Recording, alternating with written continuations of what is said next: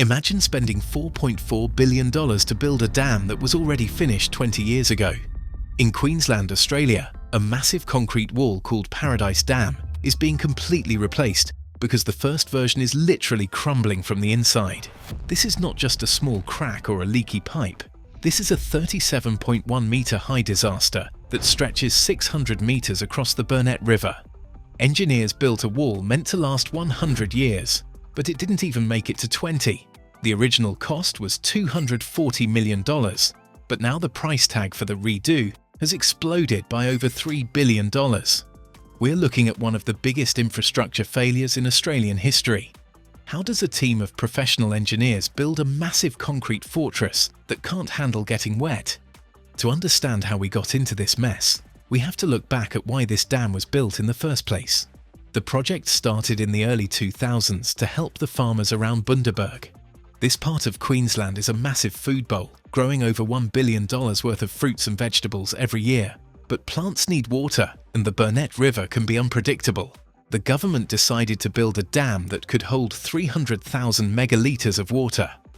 They chose a spot near an old gold mining town from the 1800s called Paradise. By the time construction began in 2003, the town was empty, so the government decided to let the water cover the old streets. The dam was meant to be a symbol of progress and security for the region. A group called the Burnett Water Alliance was put in charge.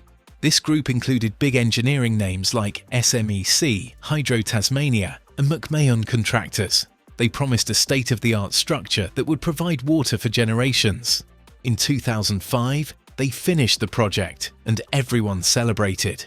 But while the water rose over the ghost town of Paradise, the dam wall was already hiding secrets that would eventually cost the public billions of dollars.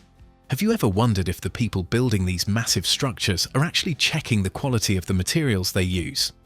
The technical reason this dam failed starts with the type of material the engineers chose.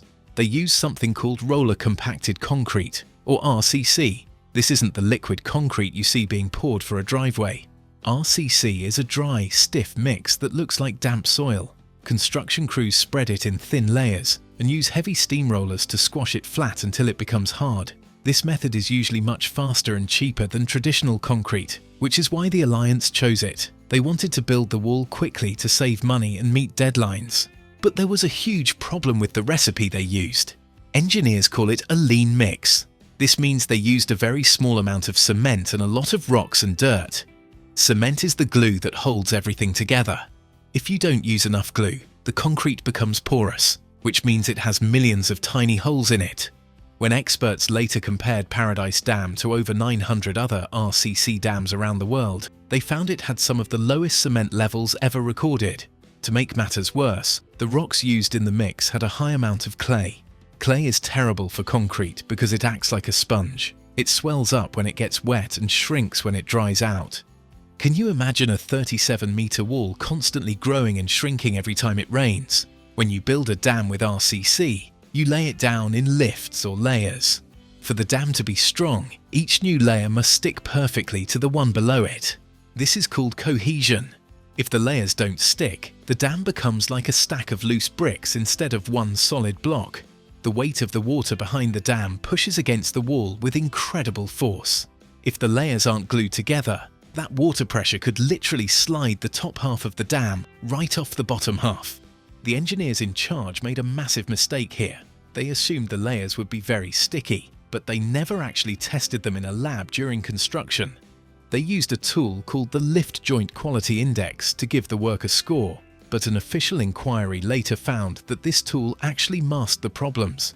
It gave high scores to work that was actually poor.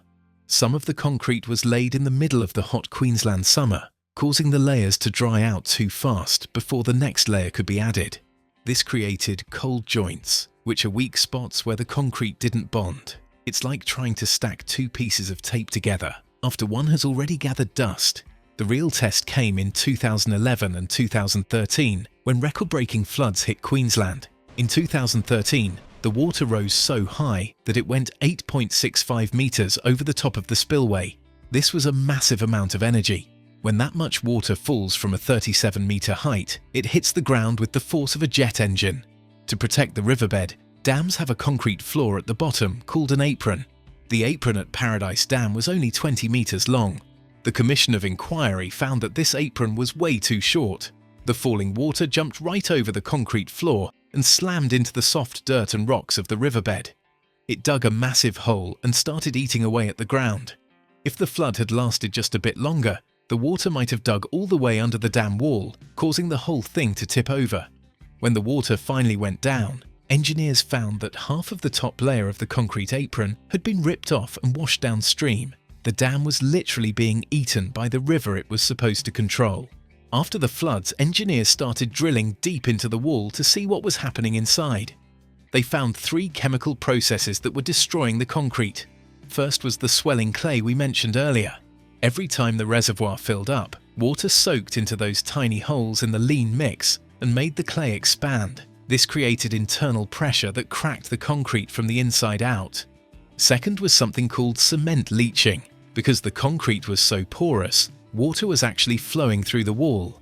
As it moved, it washed away the cement glue. You could see white streaks on the outside of the dam, which was the skeleton of the concrete being carried away by the water. Third was carbonation. This happens when carbon dioxide from the air mixes with water inside the concrete, making it acidic. This acid destroys the strength of the cement and makes the clay problems even worse. In a world-first test, scientists put pieces of the dam into a chemical called ethylene glycol to speed up time. The concrete crumbled into pieces. They realized the wall was losing strength every single day. If they did nothing, the dam would eventually fall down on its own. By 2019, the situation was so dangerous that the government had to act. They decided to lower the dam wall by 5.8 meters to take the pressure off. This was an emergency move that reduced the dam's capacity to just 42% of what it was supposed to hold. At first, they thought they could just repair the wall and make it tall again for about $1.2 billion. But after more testing, the experts realized it was unfixable. You can't repair concrete that is rotting at a chemical level.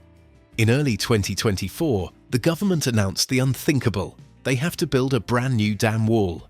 This new wall will be built 90 meters downstream from the old one. The cost has now hit at least $4.4 billion. To put that in perspective, the original dam used about 370,000 cubic meters of concrete. The new one will need 1.5 million cubic meters. That is nearly 4 times more material to build the exact same size dam. The farmers who rely on this water are devastated. They've been told it will take until at least 2032 to finish the new wall. That is another 7 to 10 years of waiting for the water they were promised 2 decades ago. The fallout from this is massive. There are class action lawsuits from farmers and huge political fights over who is to blame. The 2020 inquiry pointed at the alliance model, where no single company was fully responsible for the safety checks. They focused on speed and low costs rather than long-term strength. Now the taxpayers have to pay for that mistake twice. The government is currently upgrading 10 kilometers of roads and building a bridge over DeGilbo Creek just so heavy trucks can reach the site to start over. They are even building a village for 500 workers to live in, because this project is so big. It's a monumental mess that proves cutting corners on engineering always costs more in the long run. If you found this deep dive into the engineering failure of Paradise Dam interesting, make sure to hit the like button and subscribe to the channel. We cover the world's most exciting megabuilds, and with that come complex technical challenges and the mistakes that lead to billions in waste. What do you think? Should the original engineering companies be forced to pay for the rebuild? Let us know in the comments below, and don't forget to turn on notifications so you never miss our next investigation. Thanks for watching. See you in the next one.